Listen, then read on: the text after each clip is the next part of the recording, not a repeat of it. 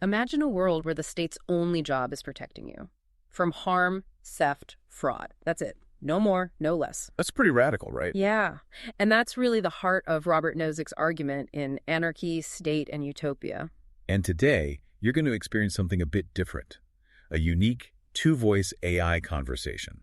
This is powered by Google's NotebookLM, and it's designed for, well, a deeper, more dynamic take on book analysis. We're trying to break down these complex ideas, give you the clearest possible understanding. Our mission really is always to help you get those aha moments. Exactly. To quickly grasp the core insights without getting, bogged down, we distill the essence of the book, pull out the key nuggets. And before we jump into Nozick's world, definitely check out Mindful Moments. Oh, yeah. On our YouTube channel, we've got more AI book analysis there aimed at sparking reflection and, well, rational thought. So, Anarchy, State, and Utopia, published 1974. Right. It's serious political philosophy. Won the National Book Award in 75, which is pretty major. Huge.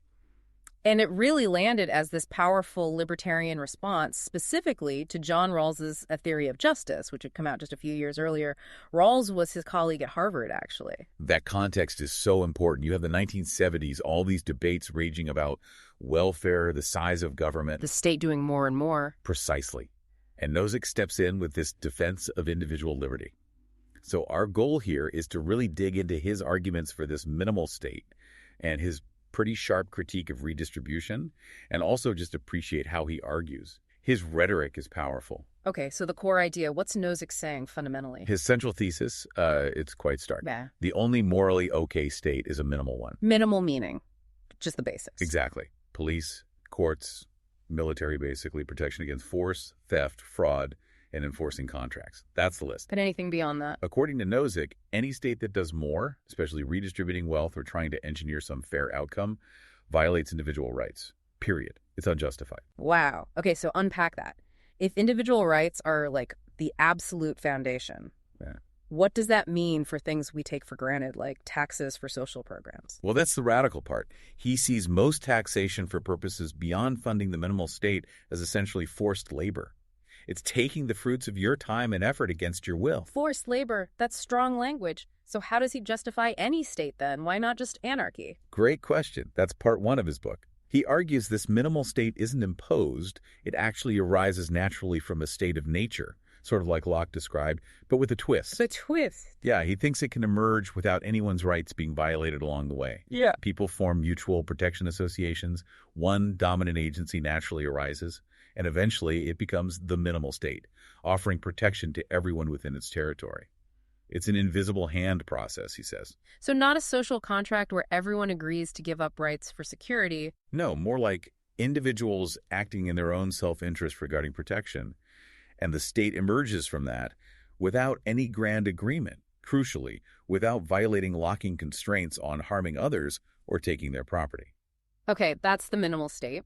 But then comes the part that really shakes things up, his view on property and redistribution. Right. This is where he introduces his entitlement theory of justice. He argues that whether a distribution of wealth is just has nothing to do with the pattern it forms, like equality or need. So it's not about whether it looks fair. Not at all. It's all about history. How do people get what they have? Do they acquire it justly in the first place? Just as an acquisition? Did they get it through a legitimate transfer, like a gift or sale? Justice and transfer. And what if someone stole it way back when? That's the third part. Rectification of past injustices. If holdings were acquired unjustly, that needs to be corrected. But aside from correcting specific wrongs, there's no justification for rearranging holdings just to fit some ideal pattern. This is where the famous Wilt Chamberlain example comes in, right? Exactly. It's such a brilliant thought experiment. Yeah. Let's say you start with a distribution everyone agrees is, just call it D1. Okay, everyone's happy. Now imagine millions of people voluntarily choose to pay Wilt Chamberlain, superstar basketball player, 25 cents each to watch him play. They drop it in a special box just for him. So Wilt gets rich. Really rich. Very rich. Now we have a new distribution, D2. Is D2 unjust? Nozick asks. Everyone freely gave their quarter, they were entitled to it under D1, and they chose to transfer it. So interfering to take Wilt's money and restore D1 would be violating the liberty of all those individuals who chose to pay him.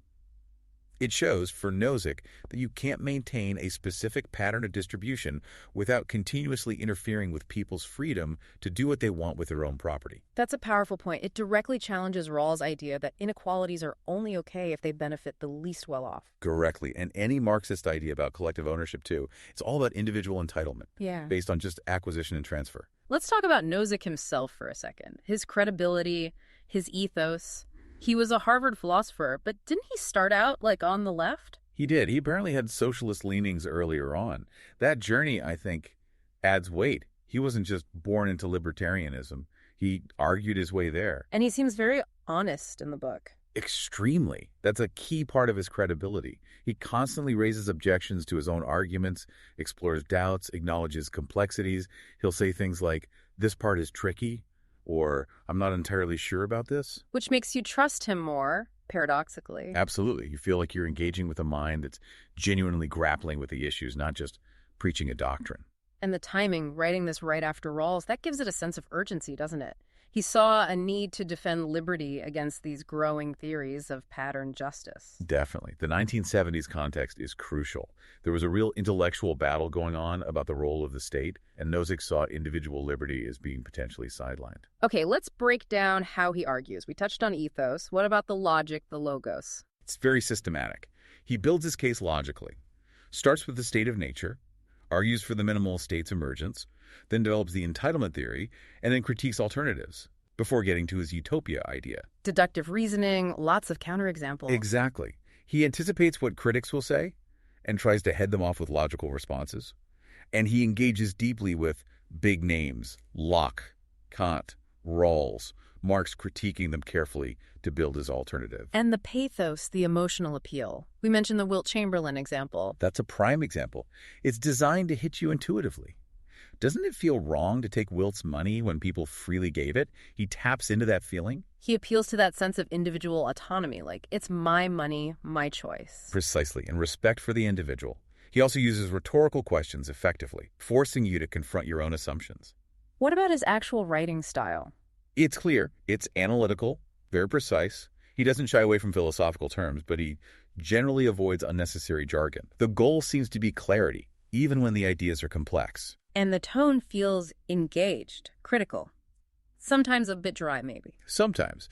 But also, as we said, reflective, even wry at points. It's not a polemic. It's a serious philosophical investigation. So we've got the critique of bigger states, the defense of the minimal state. But did he offer a positive vision beyond just leave people alone? He did, and it's actually quite interesting. In the final part of the book, he sketches this idea of a meta-utopia. Meta-utopia, like a utopia of utopia. Kind of. He argues the minimal state doesn't prescribe one way to live. Instead, it provides a framework, a meta-utopia, within which people can voluntarily form and join all sorts of different communities, different utopias based on their own values. As long as they don't violate anyone else's rights in the process. Exactly. So you could have socialist communes, religious communities, capitalist enclaves, whatever people choose to create and join voluntarily, all existing side by side under the minimal state's umbrella of protection. So it's a vision of pluralism, really. Voluntary association is key. That's the positive theory. It's not one size fits all. It's a framework for peaceful coexistence of diverse visions of the good life. Looking back at the book, what are its main strengths and weaknesses from an analysis perspective? Strengths. Definitely the rigorous critique of alternative theories, those really clever and memorable thought experiments like Wilt Chamberlain, and just the incredibly clear articulation of a rights-based libertarianism. It forces you to take those ideas seriously. Absolutely. Weaknesses. Well, critics often point to the difficulty of applying the entitlement theory in the real world, especially regarding historical injustices. How far back do you go with rectification? Yeah, that seems practically impossible. It's a huge challenge. Some also find the meta-utopia idea a bit abstract or maybe unrealistic, and there's the ongoing debate about whether a minimal state could actually address deep-seated social inequalities or provide necessary public goods. Fair points. But regardless, its impact is undeniable. It's still a foundational text for libertarian thought. Absolutely. Anarchy, state, and utopia continues to fuel debates in philosophy, politics, economics. Its arguments about the limits of the state, property rights, individual liberty. They are still incredibly relevant. That meta-utopian vision, too, especially now, with society being so diverse. It really resonates, doesn't it? This idea of finding ways for very different communities and values to coexist within a basic framework that protects everyone's fundamental rights. It continues to inform how we think about government legitimacy and intervention. So wrapping up, maybe a final thought for our listeners to chew on. Yeah, I think Nozick leaves us with a really fundamental tension. If individual rights, individual liberty are truly the highest value, the paramount concern, how much potential collective good or how much of a specific pattern of justice are we willing to give up to protect that absolute freedom? And the flip side. Right. Conversely, how much individual liberty should be limited, maybe through taxation or regulation, to achieve societal outcomes or patterns that we collectively decide are important or just? There's no easy answer there. Definitely not. That's a great place to pause and reflect. And for more breakdowns like this, remember Mindful Moments on our YouTube channel. And check out our other discussions too. We always aim to make these big ideas accessible.